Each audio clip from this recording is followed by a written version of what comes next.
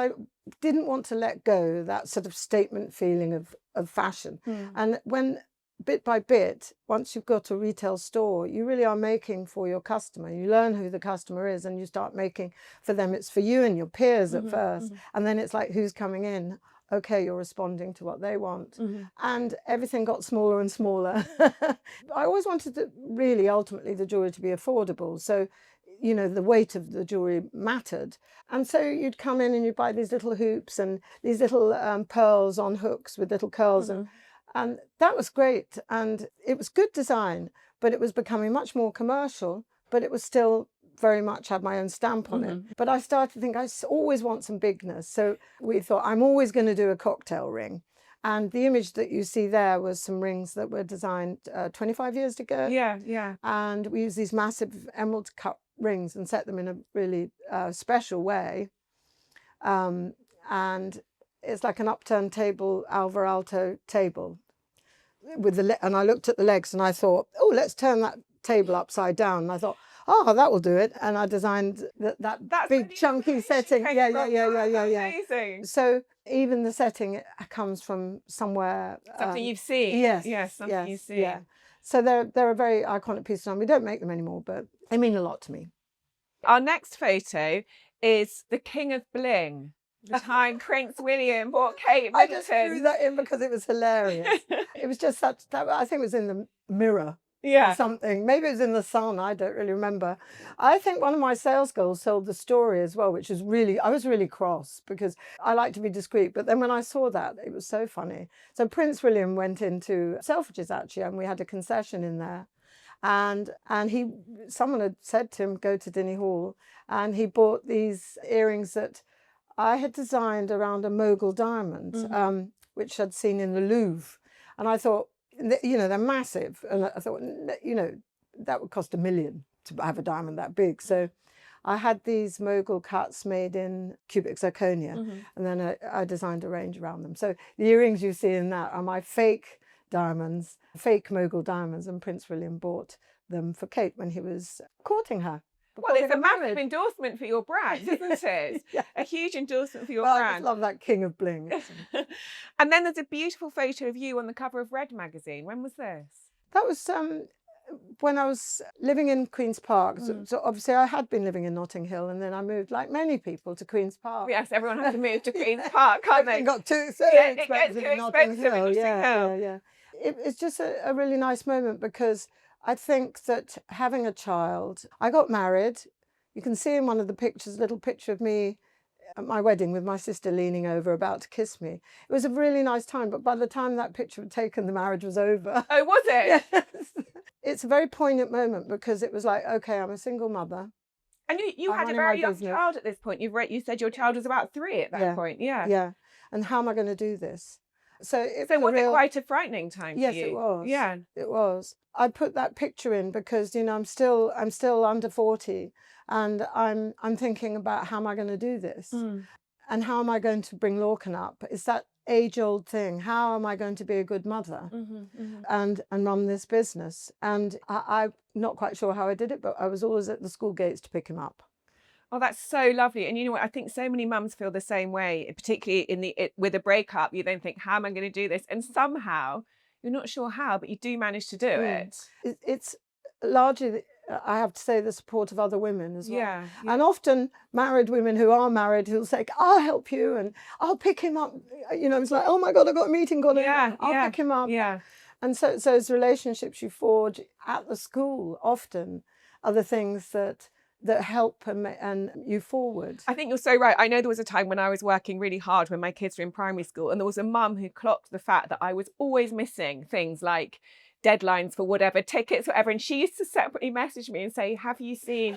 And I used to think, God, I'm so grateful for you. I don't really know you, but I'm so grateful that you've clocked that I am dropping these balls, because I am dropping them. So there's no point hiding from that. And she really helped me out. And I've made lifelong friends from some of those school gates mums. Now, before we wrap up, you've got something very special to show us, haven't you? Oh yes, it's in your pocket.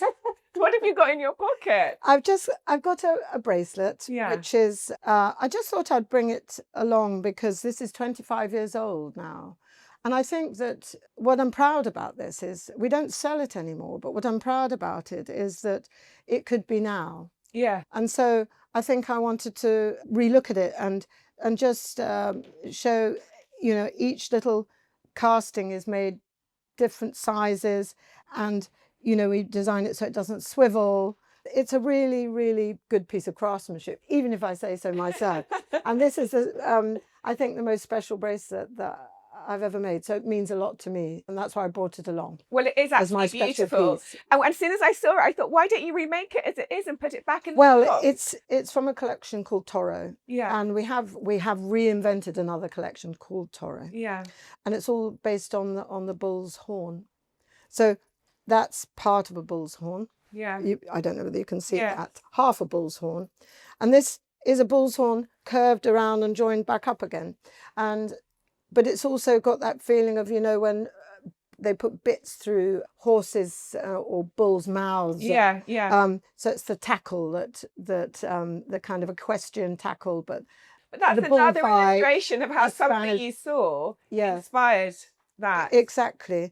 So it's not just one thing, it's all things. Yeah. And how much inspiration can you get from a bull's horn? Well, endless. Well, it seems like you can, because look at that, a piece of absolutely timeless jewellery. Yeah. So this year's the 40th anniversary of Dinny Hall. In September, you've got celebrations coming up, haven't you? What's happening for the 40th anniversary? Well, one of the most important things for me is we're celebrating Sam on mentoring our designer, who's going to come and actually make jewellery in the store. And he's designed a workbench that you put on your back so as to show how the jewellery is made. I just want to celebrate it in a way that champions what we do as a whole. And hopefully we'll have a party. We don't know where yet. We've got collections coming out which are celebrating, call it Icons Reborn. Mm-hmm. And it's really pulling together all the storytelling and giving the brand a narrative as to how we got to where we are. But I think most important for me is the looking forward. So it's about how reinventing for the next 20, 30 years when maybe I'm not in the brand anymore. Mm-hmm. How can you make a brand exist beyond the person, mm-hmm. which is the challenge that I'm working on now, but with an open heart. So I'm not trying to get rid of myself. I am collecting and curating what's been done to date, which has made the brand what it is, and just gradually separating myself from that so that it can continue with others.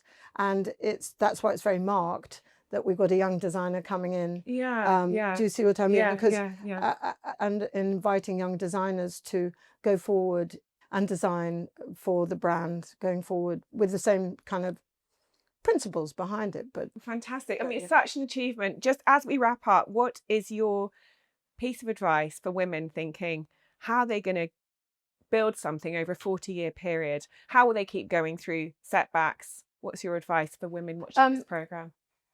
One is be sure of your talent. Because if you're not, I don't know whether you'll get through the dark periods. Mm-hmm. And I think you have to, whatever, if you believe in yourself, you have to carry on believing in yourself. It's a mantra that you need to keep telling yourself, because there's no way you can do anything in life without the knockbacks. And that's the thing that will keep you going, if you have real belief in yourself. But be honest about that. If you've got your back against the wall, sometimes you have to say, am I good or am I not? Yeah. And the other thing which is incredibly important is you can't do it on your own.